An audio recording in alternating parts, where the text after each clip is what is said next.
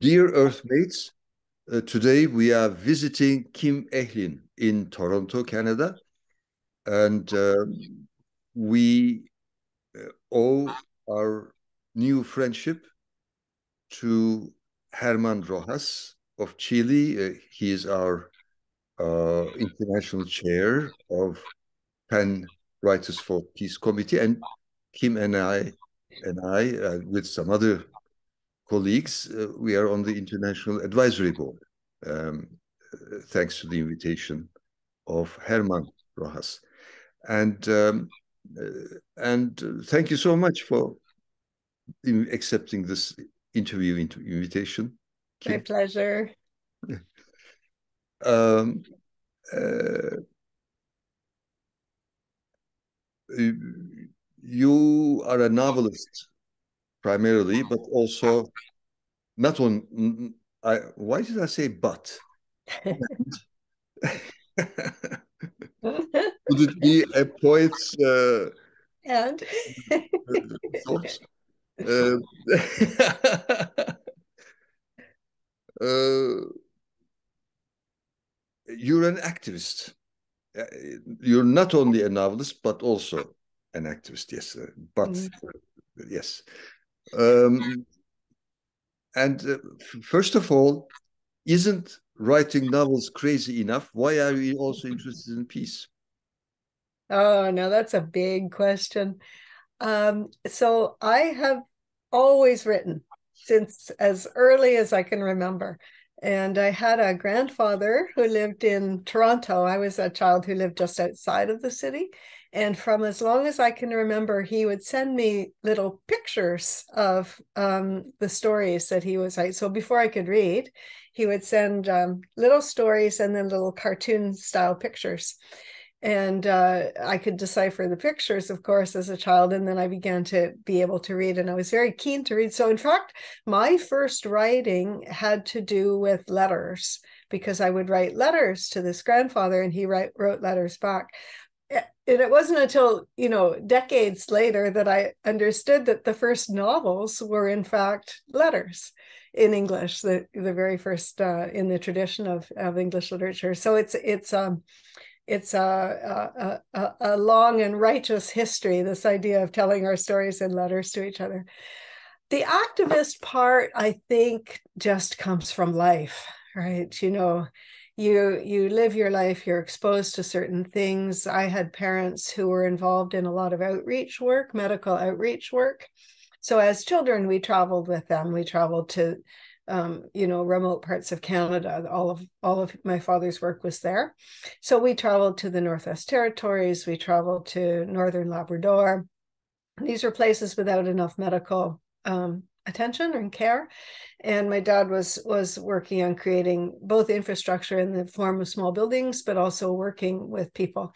And so we, as children, we were expected to just entertain ourselves, but we saw a lot. We saw people who were not serviced properly by the Canadian medical system. And my father was a dentist, and there are, when you're young, certain moments really mark you, and I remember in Northern Labrador once, that area was serviced by a field trip ship that would go up and down the coast, but for many months of the year, it was impossible because of too cold temperatures usually. And when we were up there, my dad had to remove virtually all of the teeth of a young girl who was about my age at that point because of infection. And at that point I was old enough to be helping him at the chair, so I was helping take care of her and working with him. And that night I said, what's going to happen with her? And he said, well, I mean, realistically it will be 6 months before she gets her teeth. And he said, but otherwise she risked total body infection. And so these were the things that marked me a lot. And we didn't really think of it as activism when we were growing up. We just thought of it as being in our communities. So I think I can't imagine writing without having a sense of what's in our bigger community. So I think that's a very long answer to what you're talking about. muted. Wonderful answer, of course, very inspiring, uh, and this intergenerational synergy is very important. I've experienced it with my grandfather, my father's father, especially. Mhm.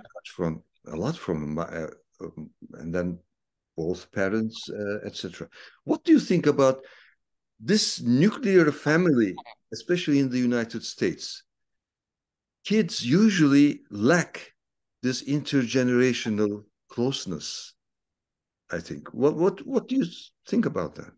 I think that children who have access to their grandparents or any older adult, if there are other older adults in their lives, are very fortunate because not only are they getting the stories from two generations before, which is usually a fairly significant sociological shift, but they also may be witnessing their own parents taking care of grandparents. And I think that the compassion that children just absorb when they watch their own family taking care of each other, whether it's the very young or the elderly, is again something that if it's woven into your life, you don't think of it, but you live that way. But people who are terribly isolated or don't have any elders to take care of, they don't have a chance to do that.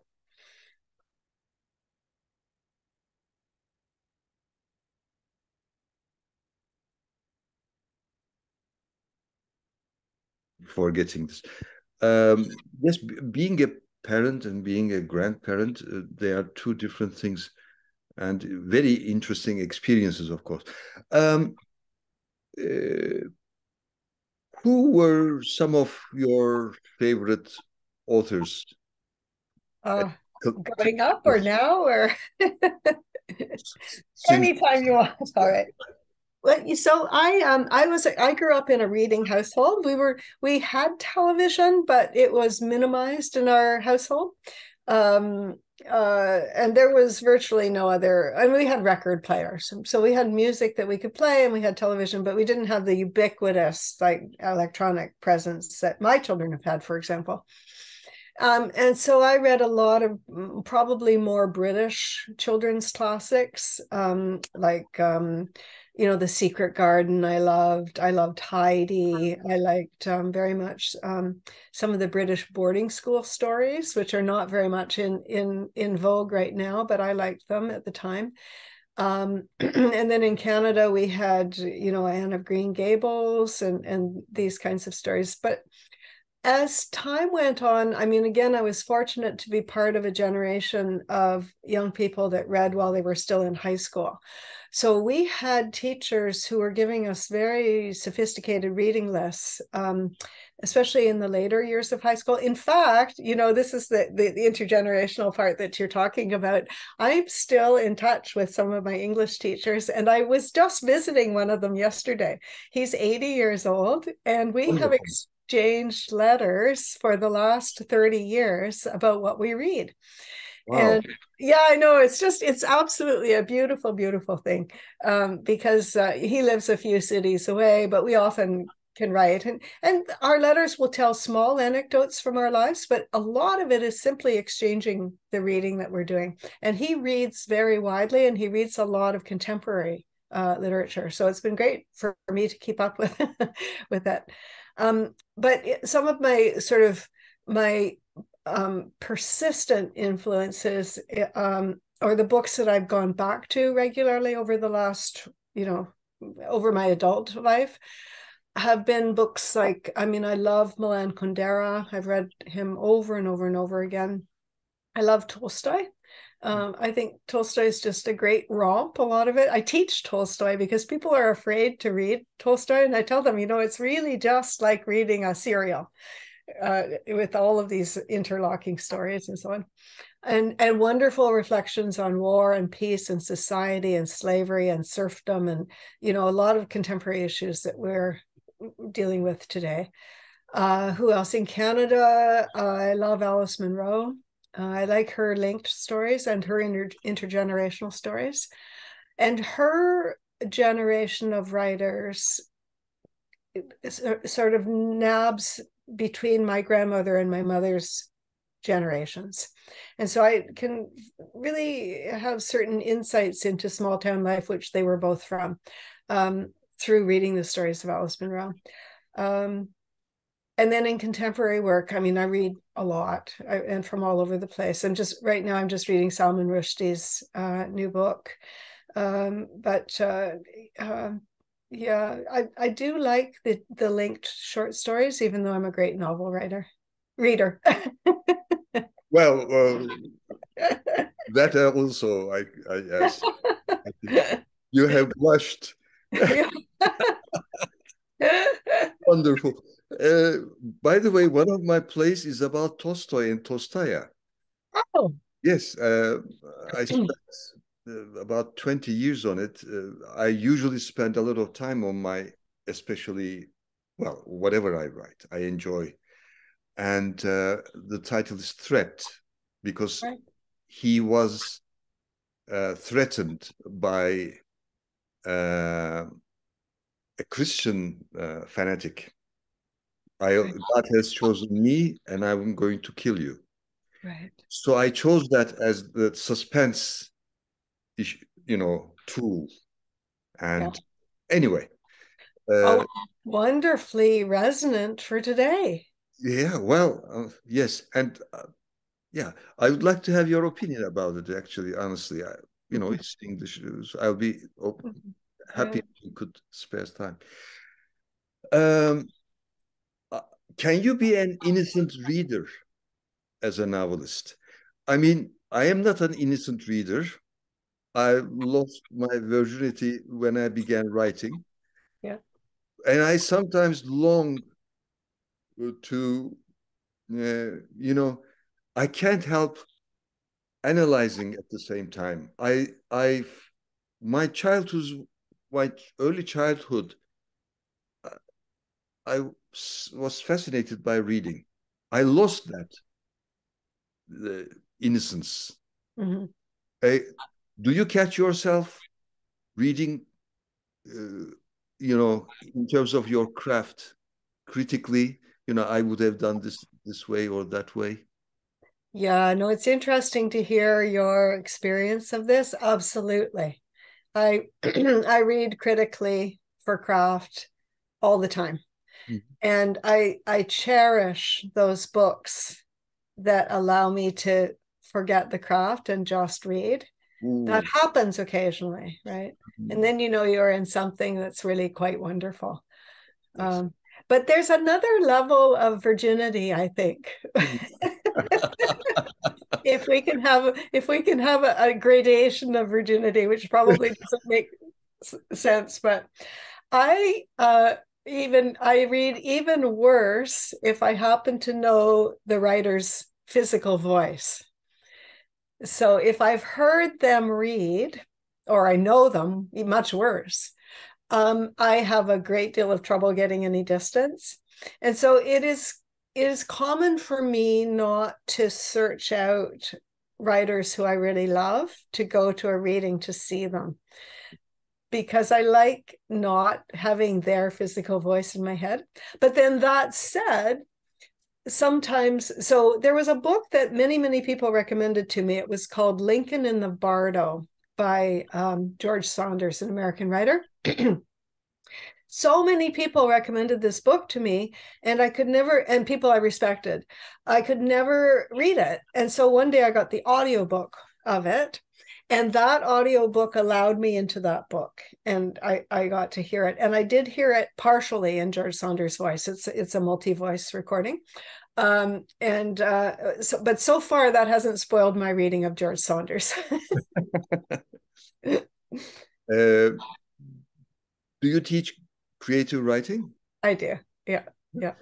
And what do you recommend to your students, let's say?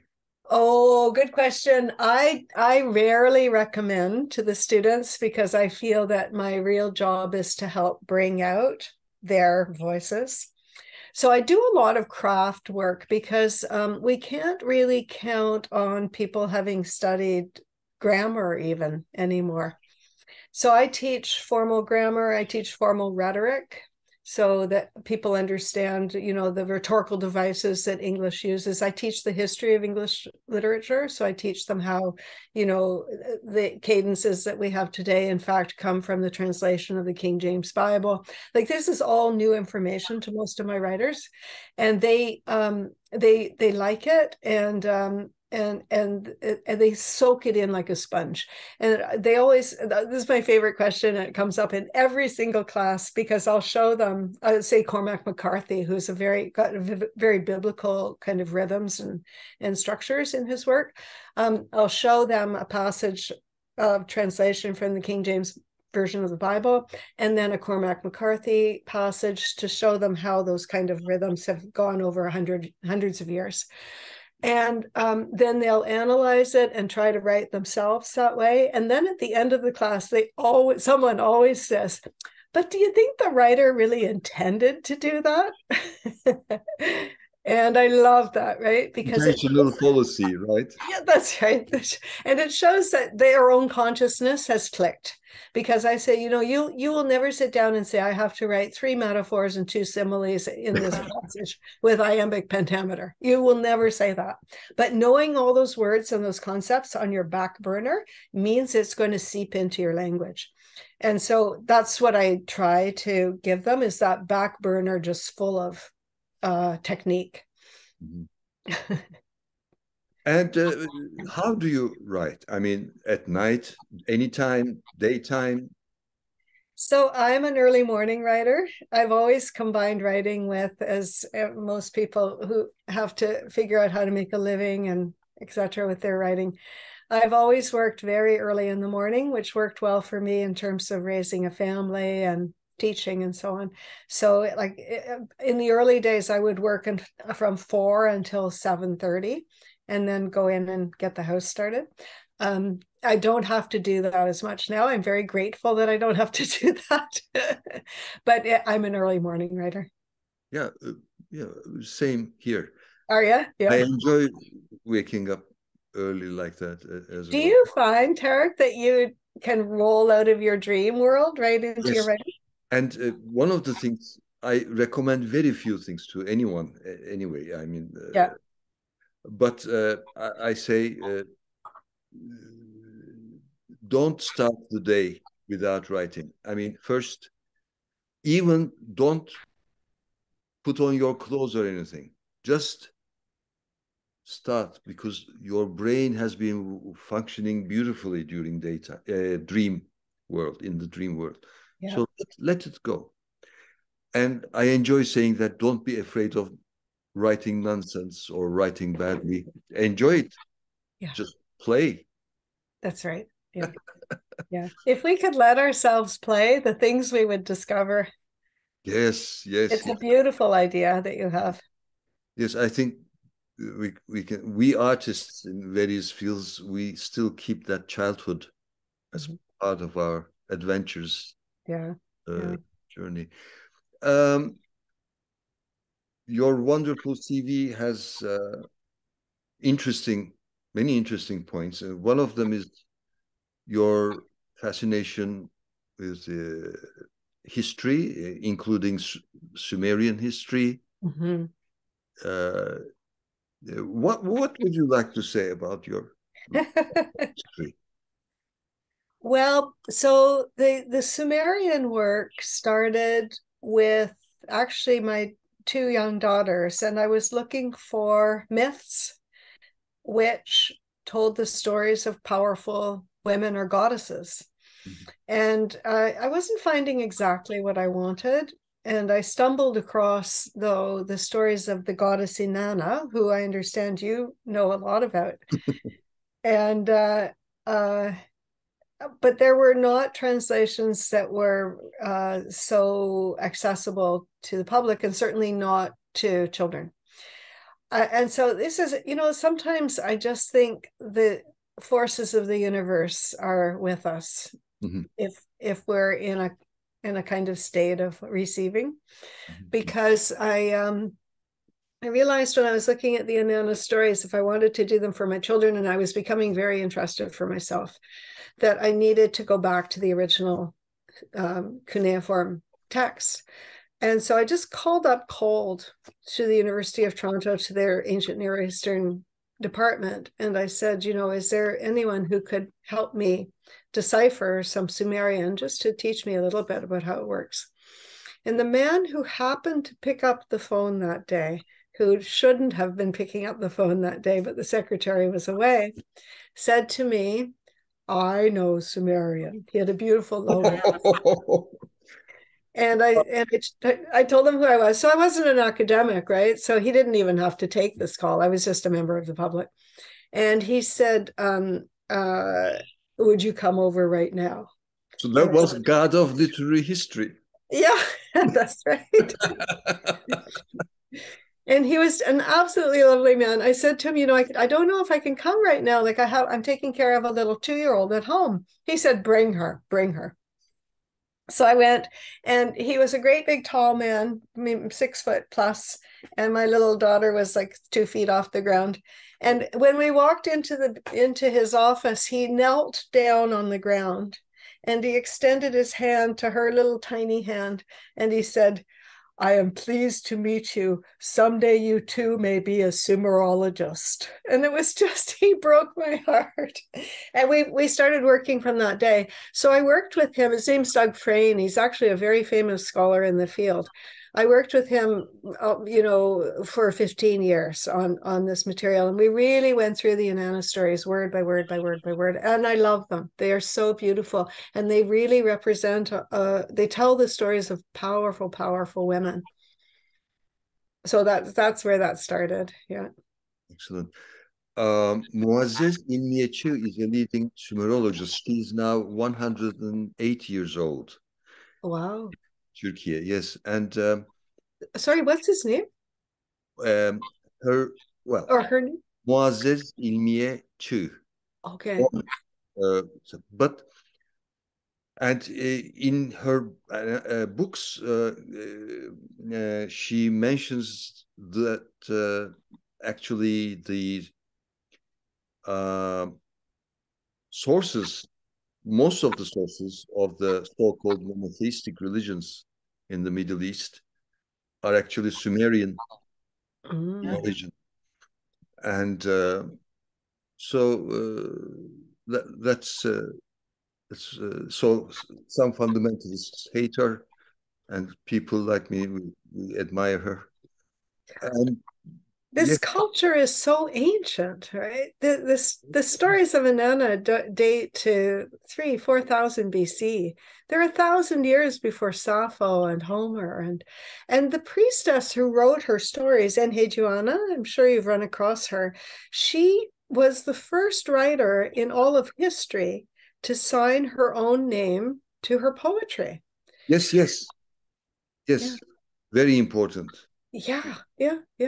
And she did it, because I don't believe it was ego. I mean, I don't know if we can even talk about ego in that culture, but she inherited a tradition of anonymous writing. But I think it was very, speaking of writers in peace, I mean, I sometimes, when I'm deep into Enheduanna's poetry, I think that her impulses had something to do with wanting to hold the words, because she understood that language could be the key to peace, and written language could be a key to peace, because her father was the great Sargon, the King Sargon, was the first founder of an empire. Right. And so his idea, he thought it was a great idea to go from city to city to city to conquer them all and then join them all together. But his whole project was based on violence and invading each other's cities and then flattening their temples. And his daughter Enheduanna did exactly the opposite. She went to the cities and she wrote hymns to the temples. And she said that we can keep peace if we know each other's gods and if we honor each other's temples. It was the exact opposite to the colonizing forces. So yeah, no, I think her work, and I think that signing her name meant she was saying, you know, we exist as individuals. I exist. I wrote this poetry. I stand for a kind of peace. And she also, I'm going on too long, Tarek, but I just love Enheduanna. Please go on. Yeah, the other thing that is Enheduanna is very important for is that she was remembered even in her old time for defending people who were marginalized. So she defended the widows and the orphans and the war refugees, because there were all kinds of people whose cities were flattened and they would go from city to city, and she defended those people. And she was also served by what we would now call people who identify as transgendered. Her priests were Sog or Sogs, who were people who dressed on one side as women and the other side as men. So, I mean, it's such a contemporary story. Yes, indeed. Yeah. Indeed. Yes. Maybe we should start an international award in her name. That's a good idea. Yeah. Yeah. Today's, LGBT and, freedom of, and when we look at the history of individuality, individualization, which Yes. not separate from socialization, actually. Some dilemmas are so idiotic, actually, such as individual or society. Oh, come on, how can you have one without the other? Yeah. Yeah. Yeah. Interesting. Well, how about myths? You collected myths with a Chinese scholar? Yeah, so I love mythology. Wherever I go, I'll find out about the mythology. So I was working there teaching, and one of my students worked on mythology with me. And we translated, to get co-translated. I mean, he did the bulk of the work, but he took this as an opportunity to work on smoothing out his English. So we looked at some of the most ancient myths in China. It's people You who were know there. this. You were Yeah, Mountain and Sea collection. A lot of people who know Chinese mythology will recognize it. It's called the Mountain and Sea something Shan mythology. very interesting. Yes. Yeah, yeah. Yes.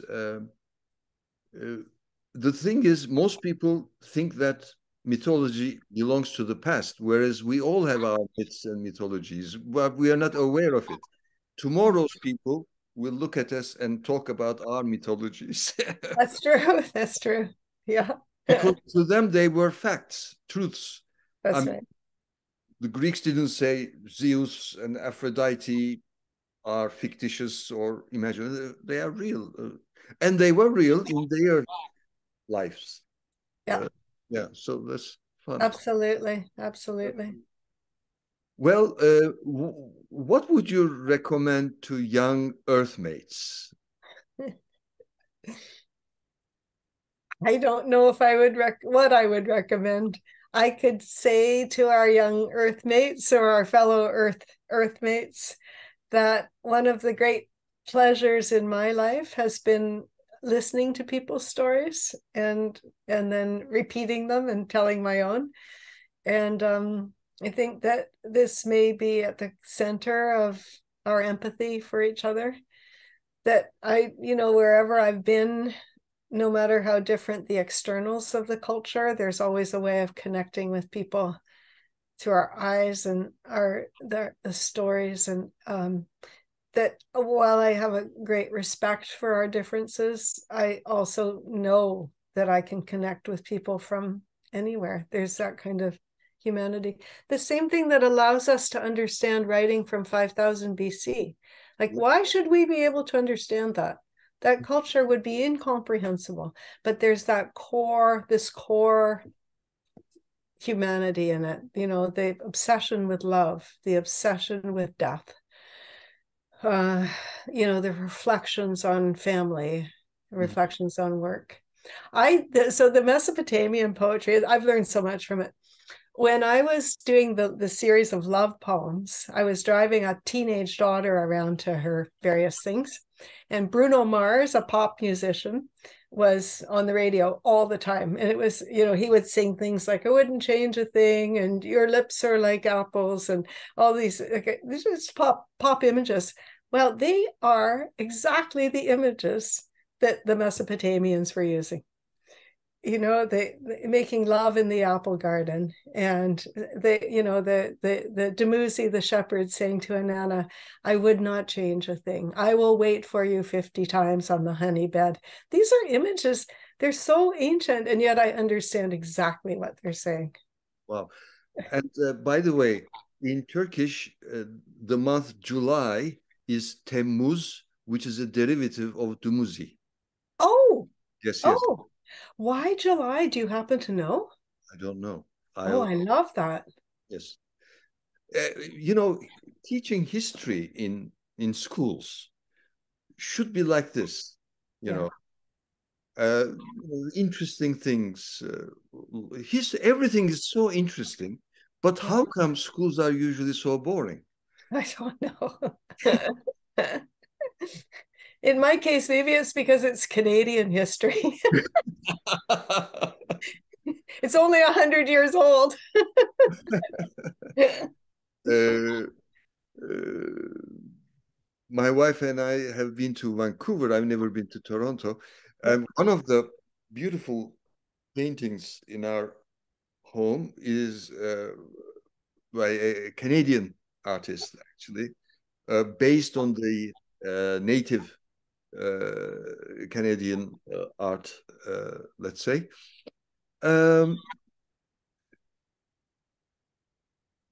Every morning I wake up smiling and saying that I'm more ignorant than I was yesterday, and that means I have a lot to learn, which is exciting.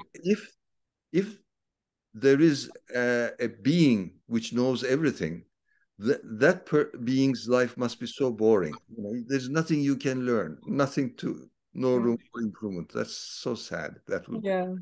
Yeah. I know. I mean, I think of the magnificence of the universe, and it torments me to not be able to conceive of how this universe is, right? Like, how do we think of infinity? Yeah. Yes, yes. It's so exciting. Yes, yes. Well, thank you so much. I mean, we could talk forever. Yes, yes, exactly. And I enjoy saying at the end that we're together. Yes. We're together. Yes. Thank you so much. Thank you, Tarek. And it is such a great pleasure to work with this group of people from Penn, to hear, people's ideas from literally around the world, and to have this kind of shared love of communicating. So thank you for welcoming me into that group. Thank you. Thank you. Take care. Okay. Bye.